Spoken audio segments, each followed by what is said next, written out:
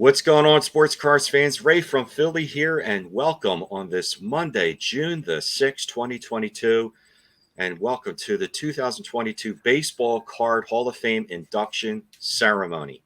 It's been another great year this year, and we all want to thank you for coming out and turning out to vote for this year. You, the viewers, picked your 10 cards. Your voice has been heard, and we are very grateful and thankful to you, the viewer, to pick the cards out and vote for your 10 favorite cards to go into this year's 2022 Baseball Card Hall of Fame. So let's get right to it. Right now, I'm going to introduce my partners here. We got Victor, the rookie card specialist, and Mike, this baseball card life. What's going on, guys? What do you say, Ray? Hello, everybody. I am excited, and I can promise you that nobody will be slapped during these induction ceremonies. All right. Yep. Great to be back again for another year. Yeah, so we're really stoked here. And just a little tidbit here. Myself and Victor have no idea who won this year, what cards have been picked. This is kind of like the Oscars where Ernst & Young comes out with the briefcase and nobody knows, with the exception of Mike, who did the tally, but he kept it from us. Scout's honor. We have no idea who's been picked. You give the 10 cards. You give a guy a little bit of power, you know. So Yep. when Mike and I and Victor announce these cards, for me and Victor, it's going to be like the first time we're actually seeing. So you're going to get a real reaction to these cards. Like, you know, we have no idea. So I'm thrilled. I'm excited. And I guess we should get started. People are chomping at the bit to see what cards. All right. The opening screen here for the Baseball Card Hall of Fame. Now, the first slide, I just want to show kind of an example of, you know, what you're going to see here in just a second. So set name, set player, and then we're going to go from the 10th card with the most votes all the way to the card that has the most votes. Then you'll see the percentage of votes that were done, and then the number of votes, you know, divided by the total votes there. So this is just a great example so you know what you see when the cards come up. So hit the next slide, and Ray's going to take it over. All right, so here we go. We're going to start with number 10, picked by you, the viewers, the tubers out there. The card with the 10 most votes was, wow, the 1952 Topps Eddie Mathews rookie card. The 10th most votes at 30.5%, 111 votes. Guys, what do you think about this? I think it's long overdue. This is an iconic card. I'll be honest with you, Ray. I'm looking at this one, and I'm a little shocked that this one wasn't a little bit higher on the list, to be honest with you. Yeah. Yeah. Well, it's like the most expensive rookie card Topps like ever made. So being a high numbered in the 52 set. So right. The hobby has spoken. Yeah. Absolutely. Well deserved. I mean, it took him a few years. He should have been in a long time ago, but welcome to the Hall of Fame, the 52 Topps Eddie Mathews rookie card. All right, we'll move on. Okay, and the card with the 9th most votes was, wow, the 1954 Bowman, Ted Williams, 9th most votes with 33.2%, 121 votes. I think definitely well deserving of this card. This card has a long history of being a card that was not supposed to be released because of contractual obligations with Ted. But this card, this is a beautiful card. And that whole set really is a beautiful card. But what do you guys think? Ted Williams? Yay? You agree with this? Absolutely. I think the card this card has definitely made its mark on the hobby and well deserving. Yeah. Yeah. Is this considered a short print to you guys that they moved it out? Technically, yes, because it shouldn't have been released. So there's not that many of them out there. So you can technically call that a short print. Okay. Yeah. Beautiful card, image, everything about it. So absolutely. Glad that one made it into the Hall of Fame. So ready to move to the next one. And we're now down to number 8. The card with the eighth most votes was, wow. Yes. Victor's happy about this. This was one of his choices. The 73 Topps Roberto Clemente was the 8th most votes at 34.6%. This is Clemente's last Topps card. He didn't play in 73, but Topps did release this card. I know, Vic, this was something that you really wanted in the Hall of Fame. I did. Just this card just means so much to so many collectors that I know. It's just a card that has left its impact on my life personally, but just, you know, being able to see all of his stats on the back and all of that just makes it all the more special. And the just the beautiful coloring on the card back as well, with that black and that gold, and just amazing card. Yeah, and you're right. You hit it on the nose with all the stats in there. He finished with exactly 3,000 hits, so now you get to see Clemente's whole career. So yeah, deserving to be in the Hall of Fame. Welcome to the Hall of Fame. And the card with the 7th most votes was Schmidt's. Got to be Schmidt. Oh, nope.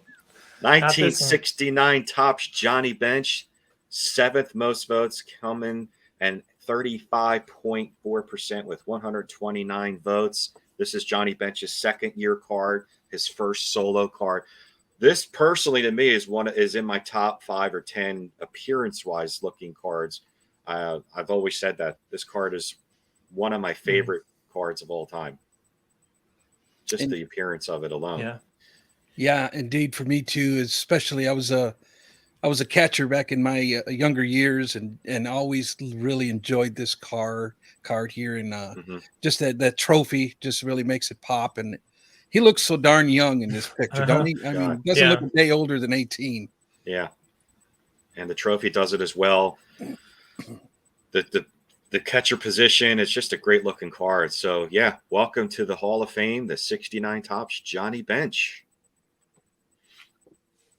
And the card with the 6th most votes was 1950 Bowman, Jackie Robinson, 6th most votes at 37.1%, 135 of the 364 votes tallied. Classic card. A lot of people, I mean, he has his 48 Leaf and 49 Bowman, but a lot of people love this card for Jackie. Great card, great pose. Bowman did a great job with this card. What are you guys' thoughts on this card? It's a great card. No surprise here for me. Just seeing the beautiful artistic nature of this card. Yeah, the full in-action pose going on there, the colors, the detail of the stadium in the background. Just an absolutely phenomenal card. Yeah, and the following year, Bowman didn't have Jackie Robinson in the set. I mean, his name is on a Chuck Dressen high-numbered card, which was the manager, and it says J. Robinson on the chalkboard in the background. But other than that, he doesn't have a 51 card at all. So this really is a beautiful example, and I'm glad it's finally where it should be in the Hall of Fame. Without a doubt, definitely, it's a beautiful looking card. Deserving to be in there. Welcome to the Hall of Fame, the 1950 Bowman, Jackie Robinson. And the card with the 5th most votes was the 1909-1911 T205 Christy Mathewson, 5th most votes at 37.6%, receiving 137 of the 364 votes. I love this card. I think this set in itself is very, very underrated. The T205 gold border cards are prone to chipping, but I really love this set. And this is a legendary pitcher. I'm not sure if he has any other cards. He might have a 206 in the Hall of Fame. I have to check, but yeah, definitely deserving to be in the Hall of Fame. Yeah, great card. Not surprised at this one.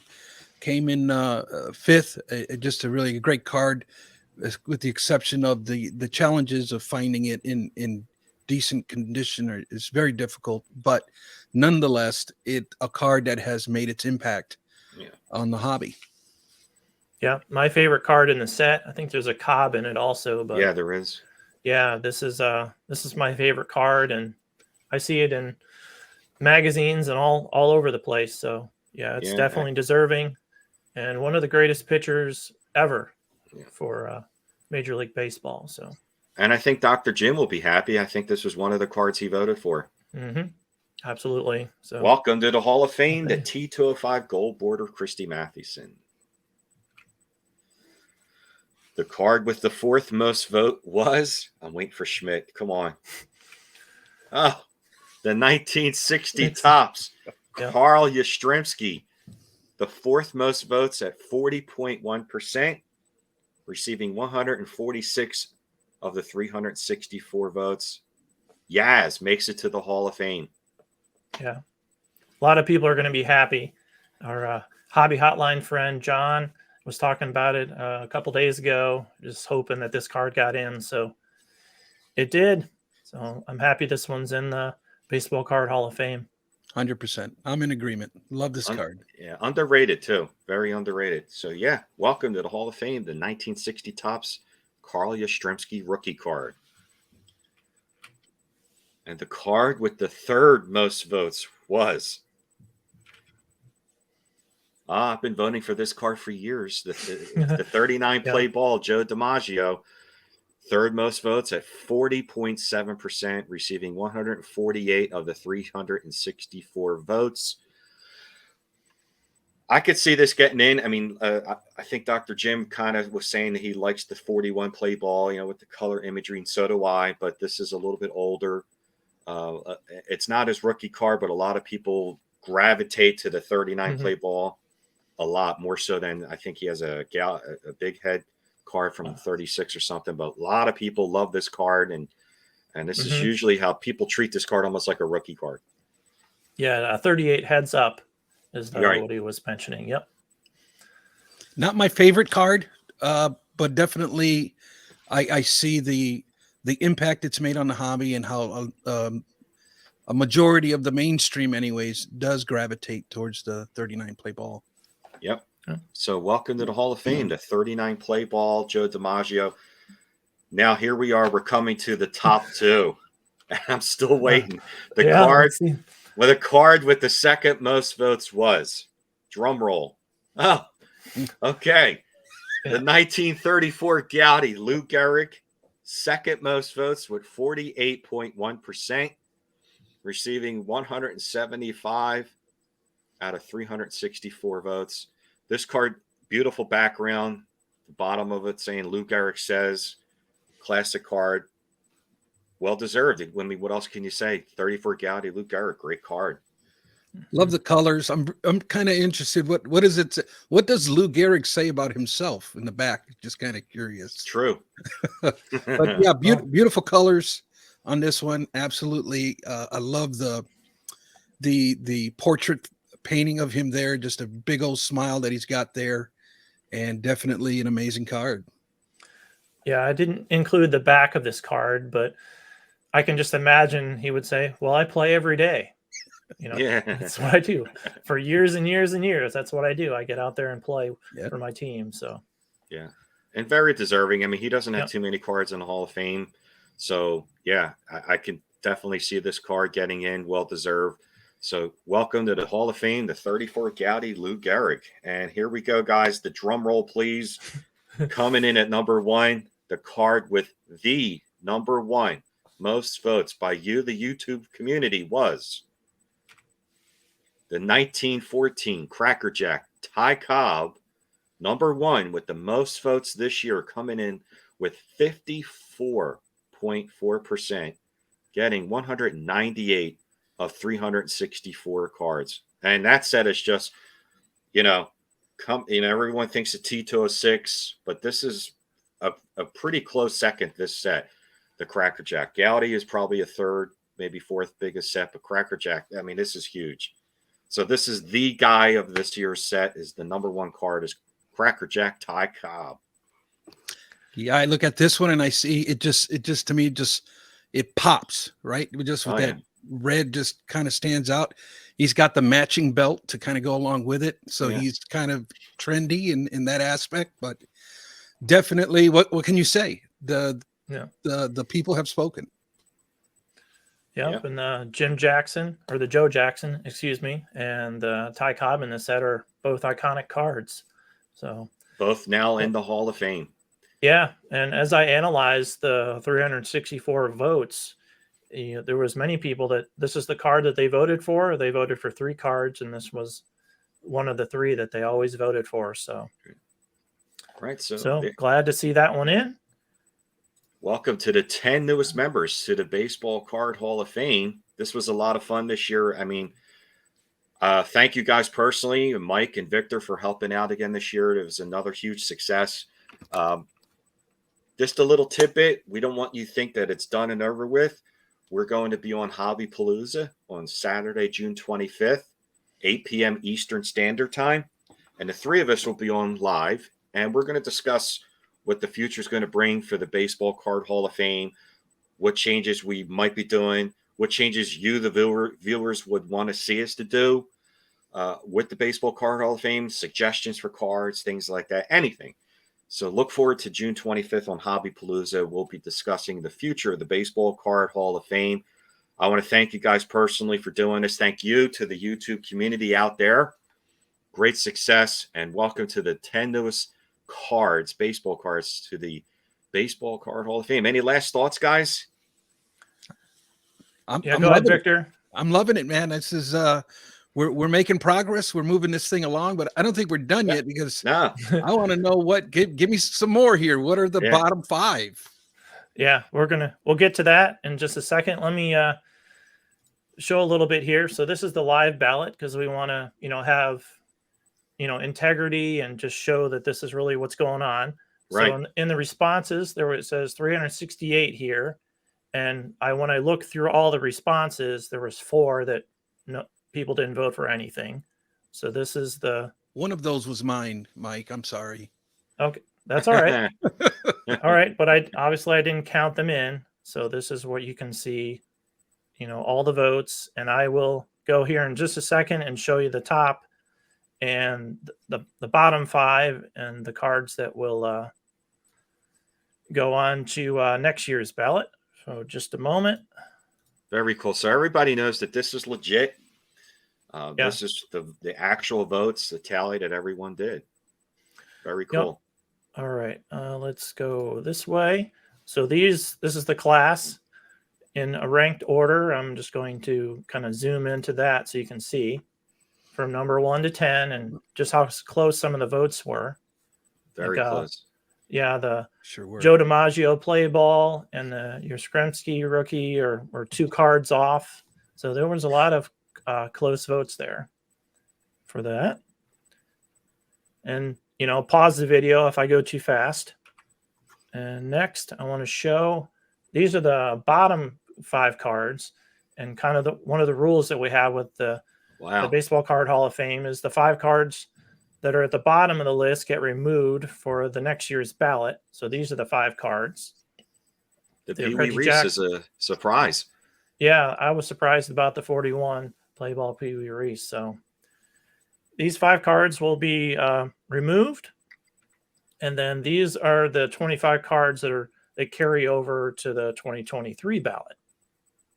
So next year we'll have another 40 cards on the ballot. So when, if you do a little math here, we have 15 cards to add for next year.